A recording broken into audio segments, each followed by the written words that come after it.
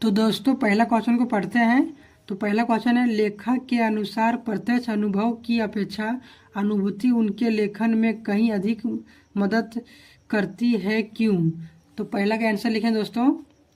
लेखक के अनुसार प्रत्यक्ष अनुभव की अपेक्षा अनुभूति उनके लेखन में कहीं अधिक मदद करती है, क्योंकि अनुभूति कल्पना के सहारे उस सत्य को भी अपना लेती है जो वास्तव में लेखक के साथ घटित नहीं हुआ है, जबकि प्रत्यक्ष अनुभव लेखक के साथ घटित हुई घटनाएं होती हैं। लेखक का मानना है कि जब उनकी अनुभूति बुद्धि से आगे बढ़कर अनुभव में आती है तब वह लेखक को लिखने के लिए विवश करती है। इसलिए लेखन के लिए अनुभूति को अधिक महत्व दिया गया है। तो दोस्तों पहला क्वेश्चन को पढ़ लिए, अब दूसरा क्वेश्चन को पढ़ते हैं। तो दूसरा क्वेश्चन है, लेखक ने अपने आप को हिरोशिमा के विस्फोट का उपभोक्ता कब और किस तरह महसूस किया? तो दूसरा का आंसर लिखें हम। लेखक ने अपने आप को हिरोशिमा के विस्फोट को भोगता तब तक महसूस नहीं किया जब तक उन्होंने इसके बारे में सिर्फ पढ़ा था, लेकिन जब वह जापान जाता है तब उसने एक दिन हिरोशिमा के सड़क पर घूम रहे थे तब उन्होंने देखा कि एक पत्थर में मनुष्य की उजली छाया देखी। चूँकि वे विज्ञान के छात्र थे, इसलिए वे समझ गए कि विस्फोट के समय कोई आदमी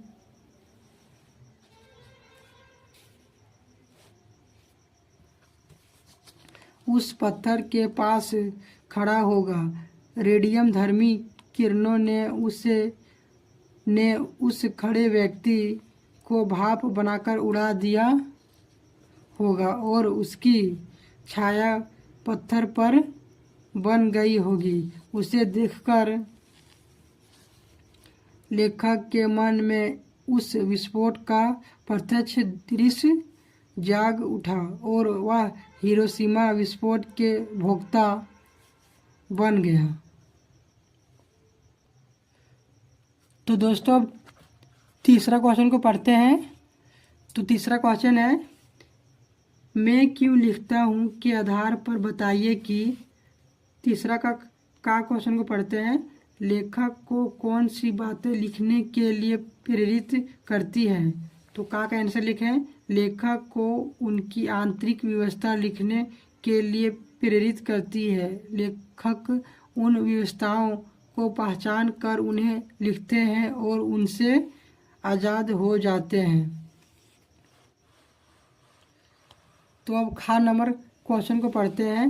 तो खा क्वेश्चन है, किसी रचनाकार के प्रेरणा स्रोत किसी दूसरे को कुछ भी रचने के लिए किस तरह उत्साहित कर सकते हैं? तो खा का आंसर लिखें हम। किसी रचनाकार के प्रेरणा स्रोत दूसरे को कुछ भी रचने के लिए विभिन्न तरीकों से उत्साहित करते हैं। जैसे वाल्मीकि जी द्वारा रचित रामायण से प्रेरणा लेकर अन्य लेखकों ने भी इसके बारे में लिखा। तो दोस्तों अब चौथा क्वेश्चन को पढ़ते हैं। तो चौथा क्वेश्चन है, कुछ रचनाकारों के लिए आत्मानुभूति स्वयं के अनुभव के साथ साथ बाह्य दबाव भी महत्वपूर्ण होता है। ये बाह्य दबाव कौन कौन से हो सकते हैं? तो चौथा का आंसर लिखें दोस्तों। कुछ रचनाकारों के लिए आत्मानुभूति और स्वयं के अनुभव के साथ साथ बाह्य दबाव भी महत्वपूर्ण होती है। ये बाह्य दबाव कई प्रकार के हो सकते हैं, जैसे सामाजिक, राजनीतिक, आर्थिक, सांस्कृतिक और पारिवारिक दबाव आदि। देखिए दोस्तों, हम यहाँ तक लिखे थे, क्वेश्चन को लिखे, फिर यहाँ क्वेश्चन में ये बाह्य दबाव कौन कौन से हो सकते हैं। तो इसका हो जाएगा शॉर्ट में आंसर, जैसे सामाजिक, राजनीतिक, आर्थिक, सांस्कृतिक और पारिवारिक दबाव आदि। तो दोस्तों इस वीडियो में हम 4 क्वेश्चन तक ही बता रहे हैं, और जो इसके और आगे क्वेश्चन है सो हम दूसरे वीडियो में बताएंगे दोस्तों। तो दोस्तों अब देर नहीं करते हैं और वीडियो को ख़त्म करने का प्रयास करते हैं। तो वीडियो को ख़त्म करने से पहले मैं आप लोगों से एक चीज़ पूछना चाहता हूँ कि इससे रिलेटेड कोई दिक्कत हो तो हमें कमेंट में पूछ सकते हैं। मैं इसका रिप्लाई देने का प्रयास करूँगा और रिप्लाई ज़रूर से ज़रूर दूँगा।